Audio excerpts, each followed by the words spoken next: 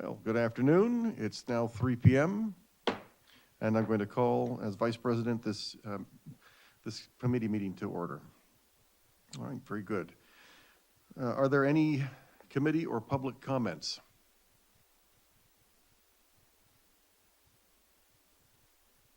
Okay, there are none at this time.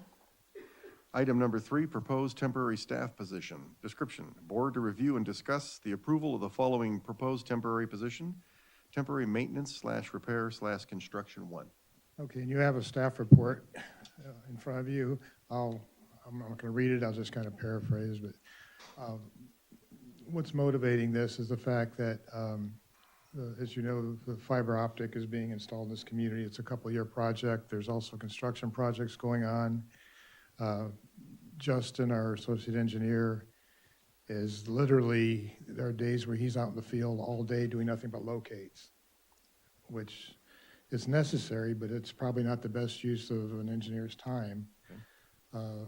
We have capital projects coming up, and I'll get into that a little bit more, but what we're proposing here is to bring on a temporary maintenance, repair, and construction crew person to work with the maintenance crew.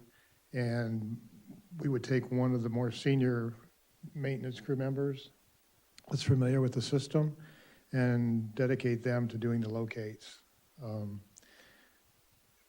By having Justin available to do some of the inspection and contract management roles for these capital projects, we can essentially make up some of the costs of hiring this person by not having to use Krieger and Stewart services.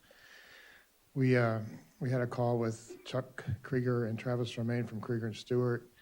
They had submitted some work orders with estimated costs for contract management and inspection costs for the two projects, which we'll get into this more during the board meeting, but essentially put the projects way over budget. So we're looking at ways to bring those costs down. And one of the ways we can do that is do more in-house inspection and contract management. And it's a good opportunity to get experience for Justin. So again, the locates, we have to do the locates obviously, but having an engineer being in the field all day doing locates when we have other work that they could be putting their skills to better use seems to be a more efficient and better use of their time. So okay, that's what we're proposing. And this is obviously going to be somebody from outside of the district staff or hired out from outside? No, this would be somebody outside. It's an addition to the temporary employment. It's a temporary appointment. Okay. It probably would be for 2 years. Like I said, fiber optic is a 2-year project. Okay. So, yeah, it's just a district temporary. Okay. But again, I think the costs can be offset in savings from doing it in-house rather than having Krieger. Not that we don't need Krieger and Stewart to perform some of the functions, but we can certainly cut down some of those costs. Okay. What are you looking for, a committee recommendation? I would be, but for the board? For the board, yeah. Since there's only one director here, we'll take it to the board. But assuming you have support. I think I do. I think this is a good idea. If you can find somebody that would take a temporary position, that'd be grand. All right. Well, actually, we had, when we had a recent opening for a MRC position, we had, I think, 5 interviews, and from what I heard, there were some really good candidates, more than one. So I think we shouldn't have a problem filling this. Well, it's an opportunity for somebody who's new to get some experience. They can add it to their resume, and it's also possible that in the future they might be find themselves in a position where they could be on full-time permanent. Okay. Sure. All right.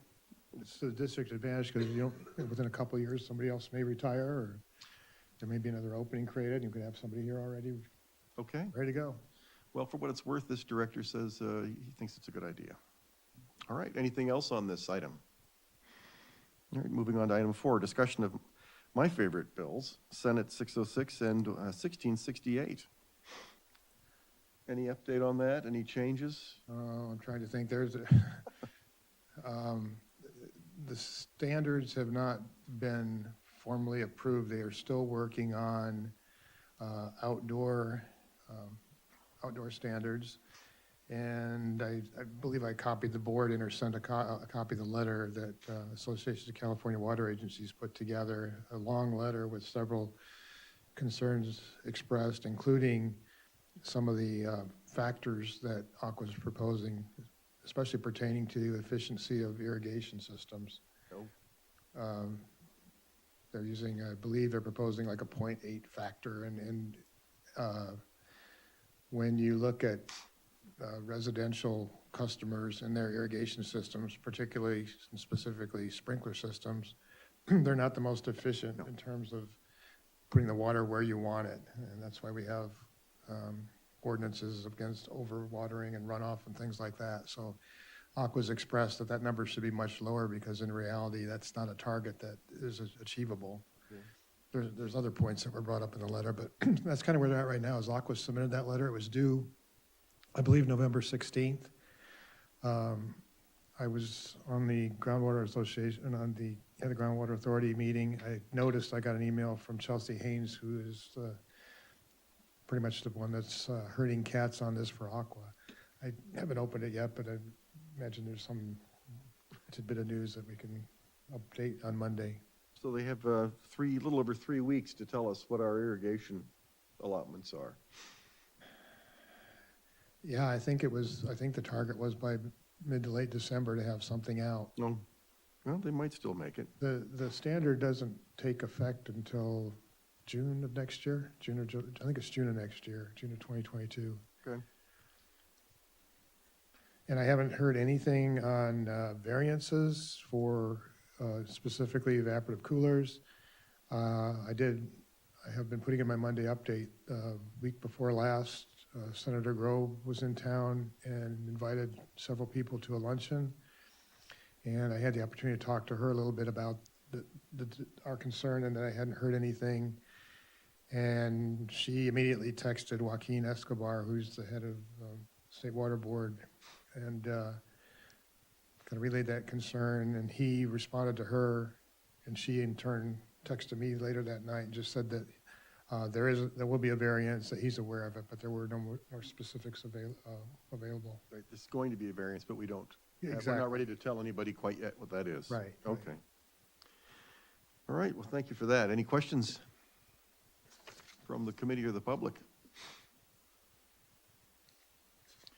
All right, very good. Then we'll move on to number 5, draft agenda for the regular board meeting.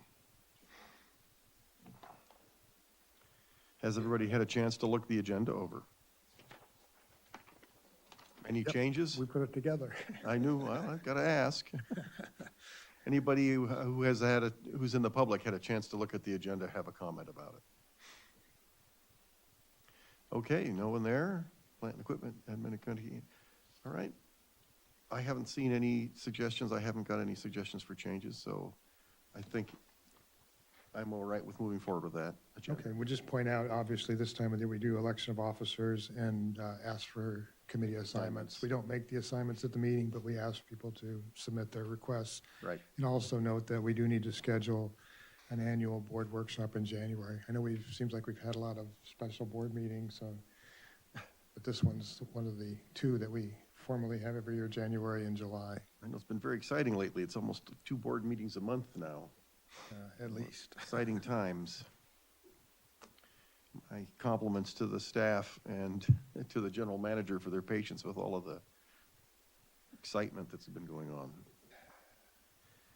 All right, then I think we're done with the draft agenda. And does anybody have any future items for the agenda? Mm-hmm. Nothing at this time. Okay, very good. Then, hearing none, I will say that we're going to adjourn the meeting at 3:09 p.m.